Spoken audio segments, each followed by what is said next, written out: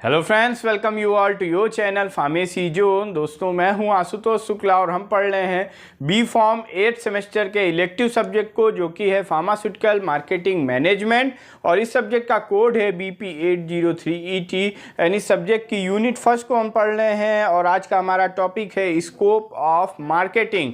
Introduction of marketing को हम लोगों ने लास्ट वीडियो में डिस्कस किया था, उसको आप प्लेलिस्ट से जाके देख सकते हैं। तो आइए शुरू करते हैं आज का हमारा टॉपिक स्कोप ऑफ मार्केटिंग, जिसमें हम जानेंगे कि मार्केटिंग के क्या क्या एरियाज हैं, किन किन एरियाज में मार्केटिंग इन्वॉल्व हो सकती है, क्या स्कोप है मार्केटिंग के। और शुरू करने से पहले अगर अभी तक आपने चैनल को सब्सक्राइब नहीं किया है तो जल्द से जल्द चैनल को सब्सक्राइब जरूर करें, ताकि आपके पास topic wise video lectures and free PDF notes पहुंचते रहें। तो स्कोप ऑफ मार्केटिंग जो है, ये मार्केटिंग का एक बहुत ही वाइड स्कोप है, काफ़ी ब्रॉड स्कोप है। मींस ऐसी कोई भी एक्टिविटी जिनके थ्रू हमारा जो बिजनेस है वो प्रमोट हो रहा हो, या कंपनी के प्रोडक्ट का फ्लो इंक्रीज हो रहा हो, जिससे कि हमें हमारी जो अगर सेल इंक्रीज होगी तो कंपनी को, जिस भी कंपनी की मार्केटिंग हो रही है, जिस भी प्रोडक्ट की मार्केटिंग हो रही है, उस प्रोडक्ट के कंपनी या ओनर जो भी होंगे वो प्रॉफिट को गेन करेंगे। मार्केटिंग मीन्स होता है कि मार्केटिंग का मतलब क्या होता है। मार्केटिंग मीन्स कि ऐसी एक्टिविटीज जिनके थ्रू प्रोडक्ट का प्रमोशन किया जाए, प्रोडक्ट का एडवर्टाइज किया जाए, कस्टमर अवेयरनेस को इंक्रीज किया जाए टूवर्ड्स द प्रोडक्ट, जिससे कि उस प्रोडक्ट को कस्टमर परचेस करे, कस्टमर बाई करे, और जिससे कि प्रोडक्ट की सेल इंक्रीज हो। तो सबसे पहला स्कोप जो है मार्केटिंग का वो है कि study of consumer need and wants. Study of consumer need and want, ये सबसे primary and most important scope है मार्केटिंग का। बिना इसके मार्केटिंग स्टार्ट नहीं हो सकती है। बिना इसके, अगर हम बिना कस्टमर नीड या कस्टमर की वांट को आइडेंटिफाई किए हुए, बिना इस पॉइंट पे प्रॉपर रिसर्च करके किए हुए हम प्रोडक्ट को मार्केट में लेके आ रहे हैं, तो ये एक तरीके का हो जाएगा कि अंधेरे में तीर चलाने के जैसा। बट अगर हमने पहले ये रिसर्च सही ढंग से कर ली है कि कंज्यूमर की नीड क्या है और कंज्यूमर चाहता क्या है, देन हम सही प्रोडक्ट की डिजाइन कर सकते हैं as per the consumer need and want. क्योंकि ये कंज्यूमर नीड एंड वांट ही ऐसी चीज है जो कि कस्टमर को या कंज्यूमर को प्रमोट करती है किसी भी प्रोडक्ट को परचेस करने के लिए। हम ज़्यादातर अगर इसको हम अपने ऊपर ही रख के आप सोचें, तो आप कुछ ही सामान ऐसे, कुछ ही गुड्स, कुछ ही प्रोडक्ट्स ऐसे परचेस करते होंगे जो नीड एंड वांट्स के बाहर हो। बट मैक्सिमम प्रोडक्ट जो हम परचेस करते हैं वो ज़रूरत के हिसाब से, और क्या वांट है, हम क्या चाहते हैं, उसके हिसाब से परचेस किया जाता है। तो मार्केटिंग से, जब हम मार्केटिंग करते हैं किसी भी प्रोडक्ट के, मार्केटिंग के लिए कस्टमर के बीच जाना पड़ता है, तो वहाँ से हम ये पता कर सकते हैं कि what is the need of consumer and what they want. तो सबसे पहला स्कोप जो है मार्केटिंग का, that is consumer need and consumer want. Then second one is study of consumer behaviour. Consumer के बिहेवियर को स्टडी करना भी एक बहुत इम्पॉर्टेंट पार्ट है, और ये कंज्यूमर की बिहेवियर की स्टडी भी थ्रू द मार्केटिंग की जा सकती है। कंज्यूमर बिहेवियर का मतलब कि कंज्यूमर बाइंग बिहेवियर, कंज्यूमर किस तरीके, कंज्यूमर बाइंग बिहेवियर जो होता है कि कंज्यूमर क्या बिहेवियर है प्रोडक्ट को परचेस करने के लिए। इसमें बहुत से फैक्टर्स होते हैं, स्टेटस फैक्टर होता है, सोशल फैक्टर्स होते हैं, डेमोग्राफिक फैक्टर्स होते हैं, बहुत ही तरीके के अलग अलग फैक्टर्स होते हैं जिनसे इन्फ्लुएंस होके कस्टमर प्रोडक्ट को परचेस करता है। तो हमारी जो भी टारगेट मार्केट है, जिस भी प्रोडक्ट के साथ हम आ रहे हैं मार्केट में, और उस प्रोडक्ट की जो टारगेट मार्केट है उसमें हमें कंज्यूमर के बिहेवियर को समझना बहुत ज़रूरी होगा। इन दोनों को हम एक एग्जांपल से समझते हैं कि अगर आप मान लीजिए एक प्रोडक्ट लेके आ रहे हैं और आपने कंज्यूमर नीड एंड वांट पे हमने प्रॉपर स्टडी नहीं की, प्रॉपर रिसर्च नहीं किया, तो हमें ये नहीं पता चलेगा कि पेन के सबसे पहले तो हमें ये पता करना होगा कि who are the core consumer या who are the core customer of that product. हमारा प्रोडक्ट है पेन, तो पेन के कोर कंज्यूमर्स कौन होंगे? कोर कंज्यूमर होंगे स्टूडेंट्स जो ज़्यादातर पेन को यूज़ करते हैं, या ऐसे प्रोफेशनल्स जहाँ पे राइटिंग का काम ज़्यादा होता होगा, मैनुअल राइटिंग का काम यानी पेपर और कागज़ पे जहाँ ज़्यादा, जैसे कि एडवोकेट्स वगैरह, जहाँ पे भी टीचिंग प्रोफेशन है वहाँ पे जहाँ पे ज़्यादा पेन का यूज़ होता होगा, लिखने का जहाँ ज़रूरत पड़ती होगी वहाँ पे वो कोर कस्टमर होंगे। तो अगर हम मान के चलते हैं सबसे ज़्यादा पेन को यूज़ करता होगा स्टूडेंट, तो student is the core customer for the pen.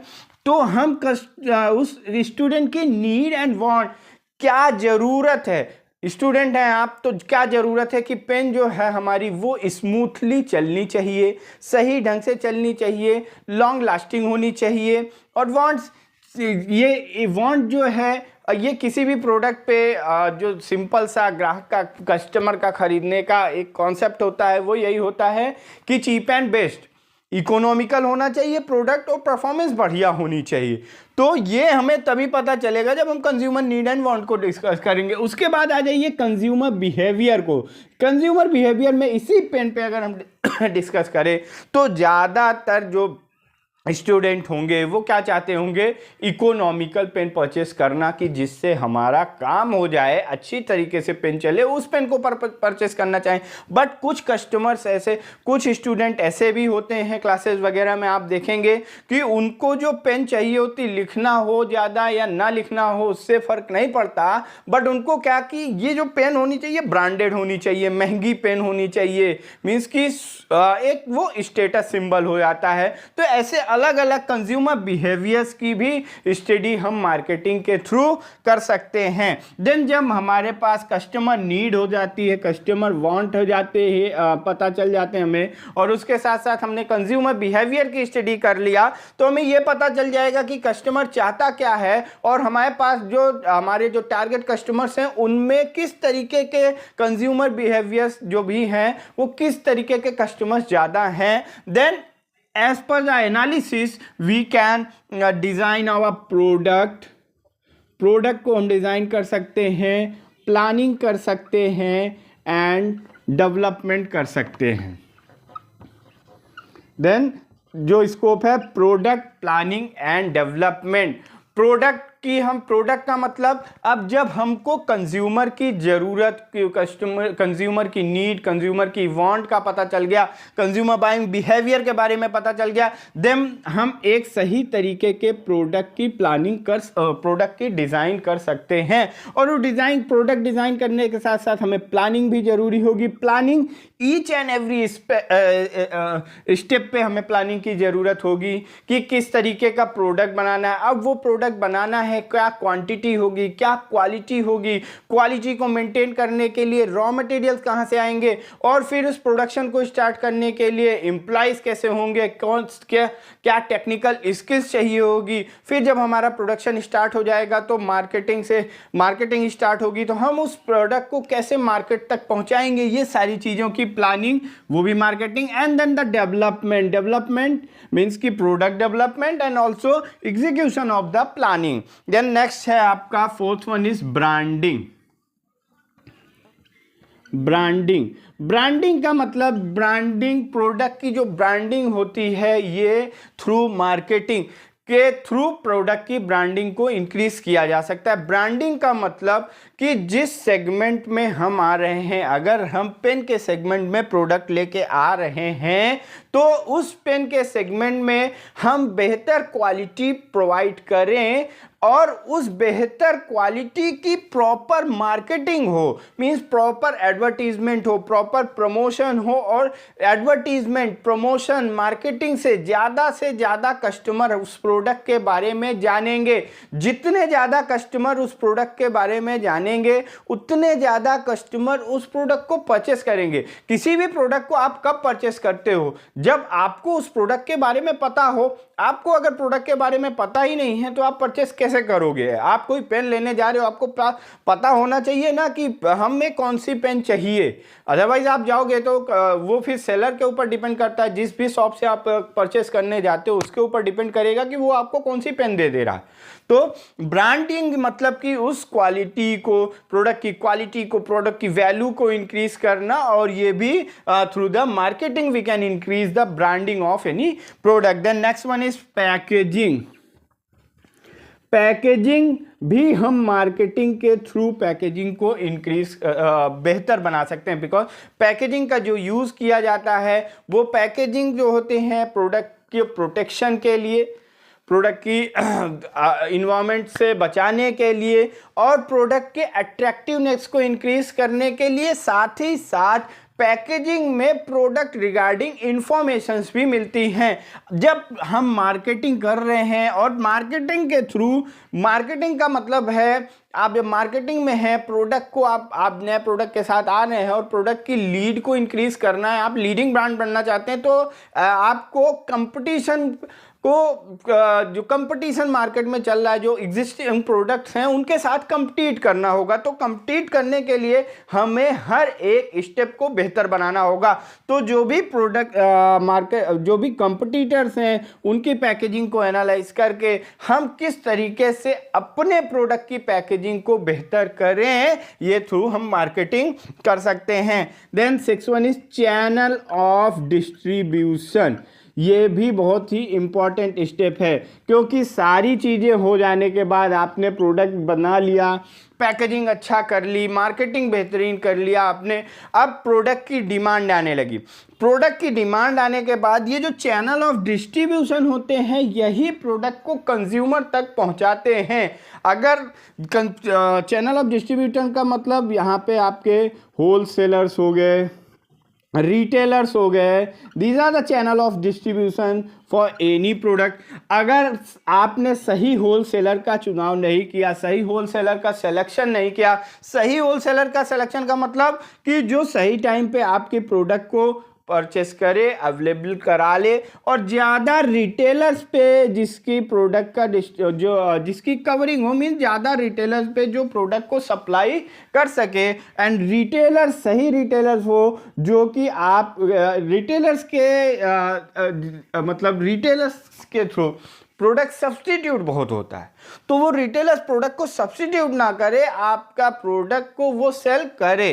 तो क्योंकि अगर मान लीजिए मार्केटिंग के थ्रू आपका प्रोडक्ट की डिमांड आई और प्रोडक्ट कंज्यूमर पहुंचा रिटेलर के पास, और रिटेलर के पास अवेलेबल नहीं है, तो क्या होगी, वो सप्लाई चेन टूटेगी। सप्लाई चेन छूटेगी तो that will affect on the customer, consumer, और उसका सीधा इफेक्ट पड़ेगा सेल पे। तो proper channel of distribution design करना ये भी बहुत इंपॉर्टेंट है, और जो कि बेहतरीन ढंग से, सही तरीके से with the help of marketing it can be designed. Then next one is pricing policies. Pricing policies, सही प्राइसिंग रखना। हम जब मार्केटिंग रिसर्च करते हैं तो हमें ये पता चलती, मार्केटिंग करने से हमें ये पता चलता है कि जो भी प्रोडक्ट के साथ हम आ रहे हैं उस प्रोडक्ट के कंपटीटिव मार्केट्स में क्या प्राइस चल रहे हैं, देन हम एक सही कंपटीटिव प्राइस के साथ मार्केट में आते हैं। And also sales management. Sales management का मतलब सही ढंग से, यही जो आपका चैनल सही प्रॉपर मार्केटिंग हो, और इस मार्केटिंग का काम होता है सेल को इंक्रीज करना थ्रू द प्रमोशन। प्रमोशन के द्वारा मार्केटिंग करके सेल को इंक्रीज किया गया, बट वो सेल कंप्लीट कब होगी, जब channel of distribution proper work करेगा और उस प्रोडक्ट को कस्टमर तक अवेलेबिलिटी होगी, कस्टमर को वो प्रोडक्ट मिलेगा। तो ये भी सेल्स मैनेजमेंट के थ्रू और मार्केटिंग के थ्रू इसको मेंटेन किया जा सकता है। Then promotion. प्रमोशन, हर एक स्टेप पे प्रोडक्ट प्रमोशन होना जरूरी है। And last one is finance. Finance is very important for any type of business. Finance का मतलब यह है कि हर एक स्टेप पे आपको कुछ बजट की ज़रूरत होगी और इस सभी स्टेप को कंप्लीट करने के लिए कंपनी के द्वारा एक फिक्स फाइनेंस या फिक्स बजट प्रोवाइड करा जाता है। तो सही फाइनेंसिंग होने का मतलब ये है कि जिस भी एक्टिविटी के लिए, जिस भी वर्क के लिए जितना बजट प्रोवाइड किया गया है उस बजट के अंदर वो काम कंप्लीट हो जाना चाहिए। अदरवाइज बजट इंक्रीज होगा तो एक्सपेंसेस इंक्रीज होंगे, एक्सपेंसेस इंक्रीज होंगे तो एक्सपेंसेस डायरेक्टली अफेक्ट करेंगे प्रॉफिट पे। तो इसीलिए फाइनेंस बहुत इंपॉर्टेंट इस पे ये एक स्टेप है कि जिससे फिक्स बजट के अंदर सारी एक्टिविटीज कंप्लीट हो जानी चाहिए। तो गाइज ये था स्कोप ऑफ मार्केटिंग के बारे में। आई होप कि आपको ये टॉपिक समझ में आया होगा। इस टॉपिक से रिलेटेड कोई भी क्वेरी हो तो आप कमेंट बॉक्स में ड्रॉप कर सकते हैं। टॉपिक के PDF नोट्स को आप डिस्क्रिप्शन बॉक्स में दिए गए लिंक से डाउनलोड कर सकते हैं। Thank you very much.